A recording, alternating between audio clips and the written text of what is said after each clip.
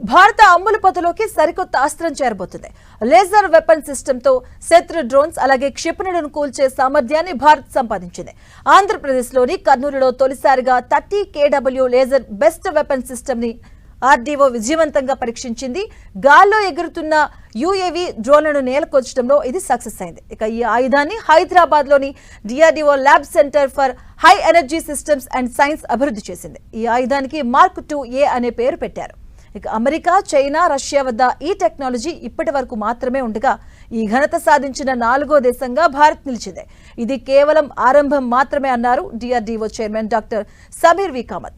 ఇక ఈ విజయంలో డిఆర్డీఓ అనేక ల్యాబొరేటరీలు, ఇండస్ట్రీ అండ్ అకాడమిక్ ఇన్స్టిట్యూషన్స్ తో కలిసి పనిచేసినట్లు తెలిపారు.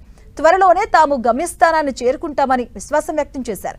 చాలా దూరంలో ఉన్న ఫక్స్ వింగ్ డ్రోన్లను ఇది నేల కోల్చడం సహా డ్రోన్ల సమూహ దాడిని తిప్పికొడుతుందని అధికారులు తెలిపారు. శత్రువుల నిఘా సెన్సర్లు, ఎంటర్లను కూడా ధ్వంసం చేసిందని, మెరుపు వేగంతో కొన్ని సెకండ్లలోనే నిర్దేశించిన లక్ష్యాలపై విరుచుకుపడే సామర్థ్యం దీనికి ఉందని అధికారులు పేర్కొన్నారు. ప్రమాదాలను తగ్గించడానికి డిఆర్డీఓ ఒక విదేశీ కంపెనీతో కలిసి పనిచేయాలి అనుకుంటుందన్న డిఆర్డీఓ చైర్మన్ కామత్ రాబోయే కొన్ని నెలల్లో ఈ విషయంలో కొన్ని శుభవార్తలు వింటామని ఆశాభావం వ్యక్తం చేశారు.